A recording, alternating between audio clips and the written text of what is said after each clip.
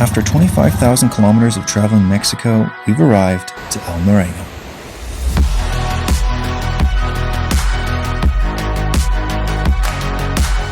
Home to Cascada del Meco and El Salto, arguably two of the most beautiful waterfalls in Mexico.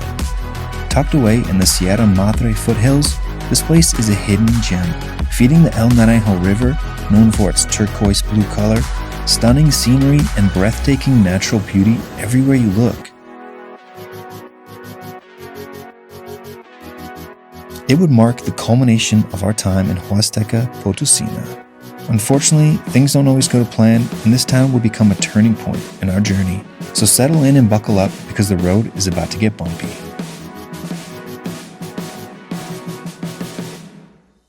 Update. It's moving day. We're leaving Cascadas de Minas Viejas, and it's a significant day because today we go pretty much as far north as we're going to end up going in Mexico, up to El Naranjo.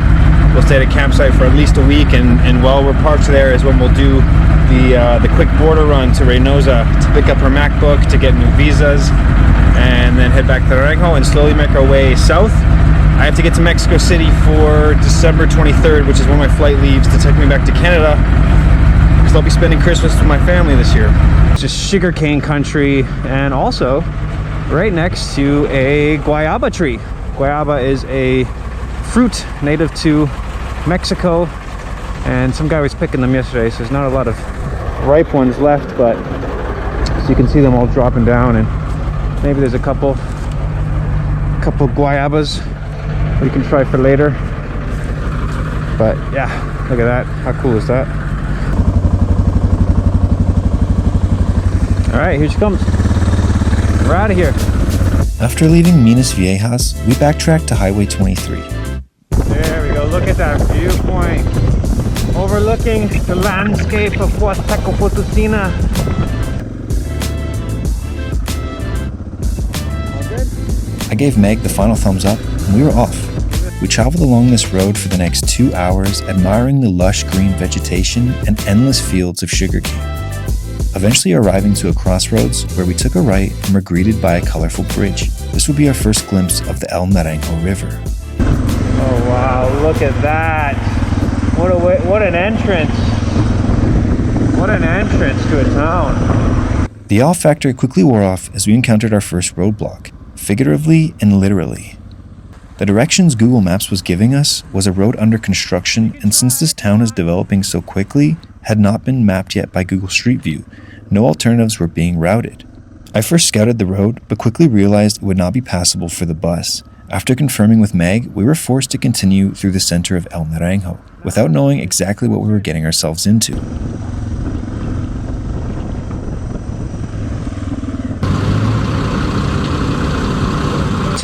Muy estrecho. Gracias. A scenic and relaxed drive quickly turned into challenging maneuvers for Meg as she had to navigate Mo through some very narrow passes. El Naranjo is a small town with narrow streets and only one main road that runs through the center. They do, however, have one decent grocery store, a Bodega Herrera, located just off the main road. Muy estrecho, no? We found a place to park on satellite view, got what we needed, and since we didn't want to travel deeper into the side streets, coming from experience, Meg decided to make a U-turn and go back the way we came. This was mistake number one. Since the roads here are not mapped properly, Google blindly led us down a narrow one-way street.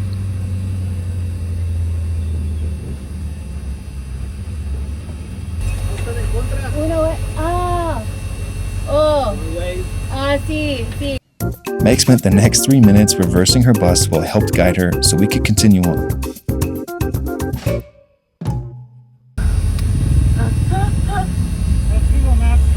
Yeah, I did. No, like it was directing me that way. Yeah. Eventually, finding our way back to the main road, we were ready to go. We're finally kind of getting back to the outskirts of the city. I'm sure that was very stressful for Meg. I feel bad. But if anyone can do it, it's her.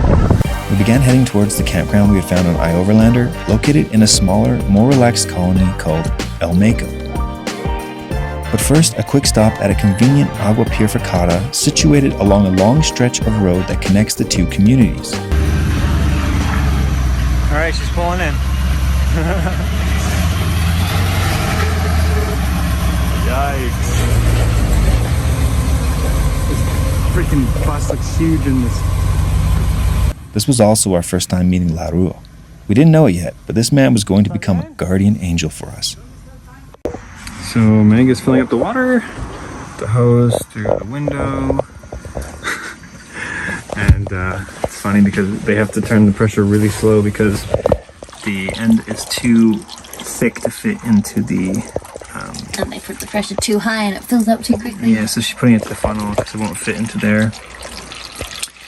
And so it's really slow. Seems like quite a bit of smoke coming out of her exhaust intermittently.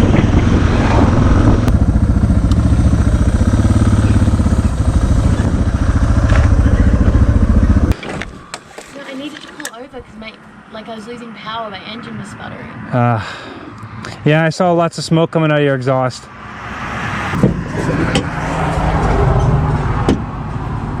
Those were there before?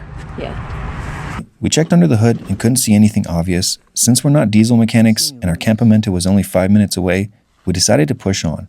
Frontier of the day. And I'm a little bit nervous for this part because it is going to be a bit tricky. It's very narrow.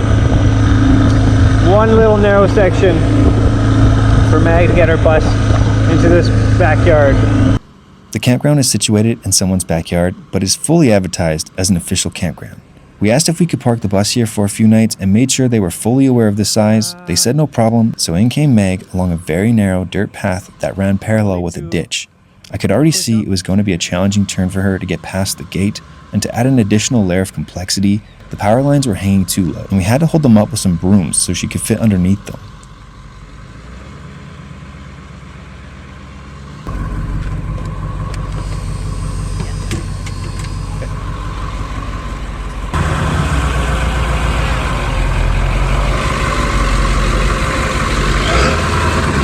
Slow, slow, slow.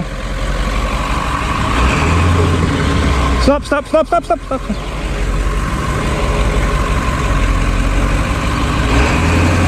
Oh my God.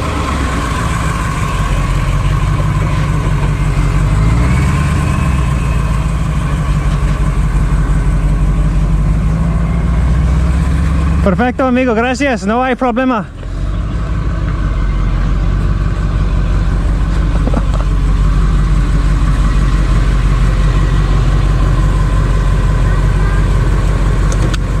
What do you say? Gonna move that? This is obnoxious.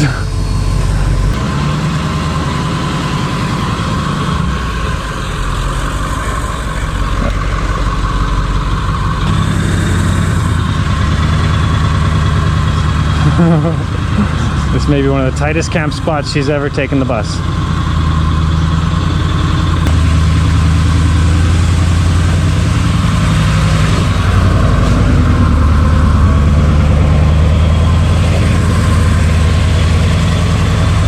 Worth it though. God, give me a heart attack, Meg. Giving me a heart attack.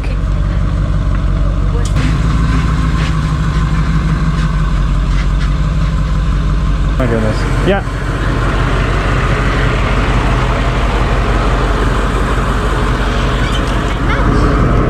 Yeah.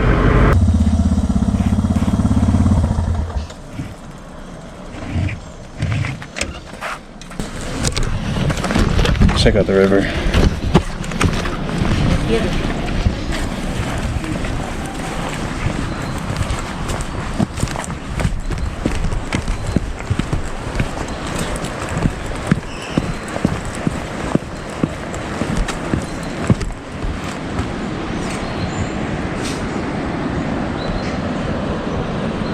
Wow. But I think Meg's having some troubles with her bus because it's been sputtering for the last couple times she's driven it now since we got to Naranjo, so fingers crossed it's nothing major.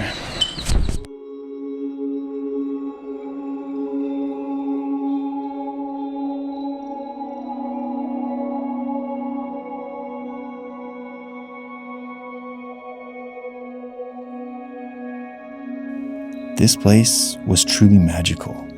Majority of our time here was spent simply enjoying the beauty and tranquility.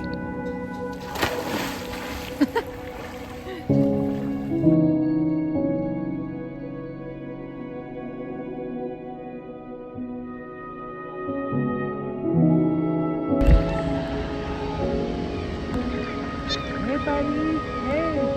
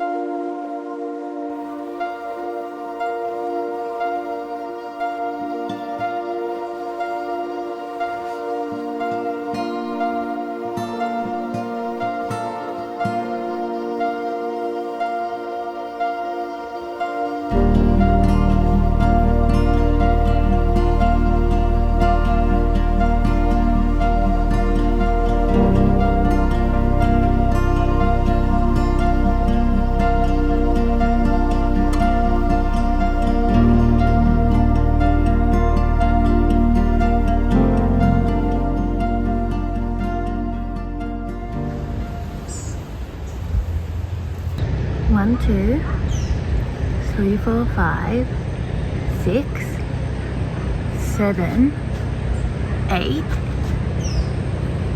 9, 10, 11. You see 11 freaking turtles here.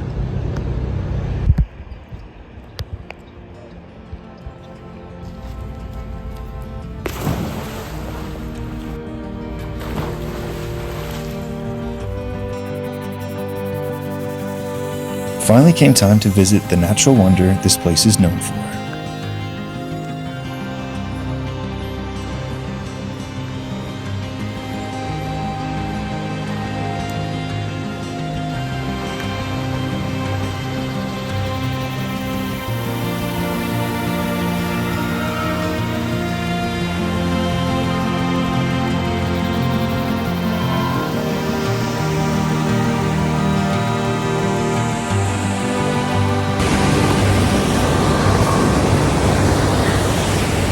Again, we're the only people here.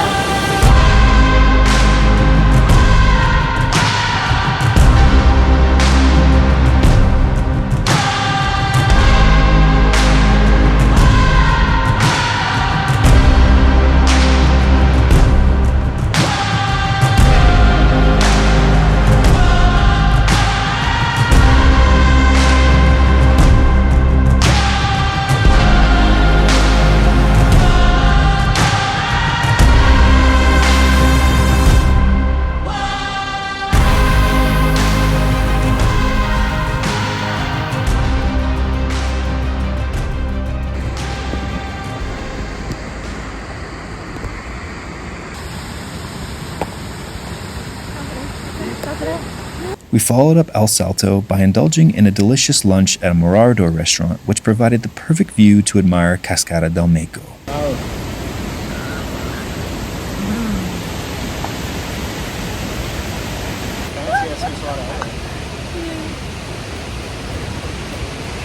Grande Michelada.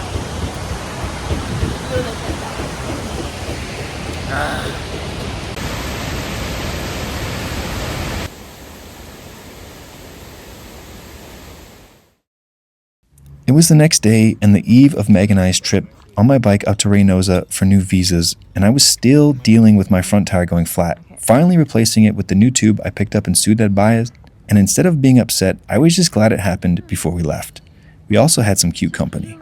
And that's part 1 of our time in El Naranjo. The next video will be our trip to Texas and back, followed by some troubling news.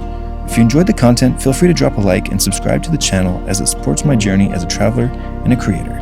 I hope you enjoyed the video. I'll see you in the next one. Have a great day.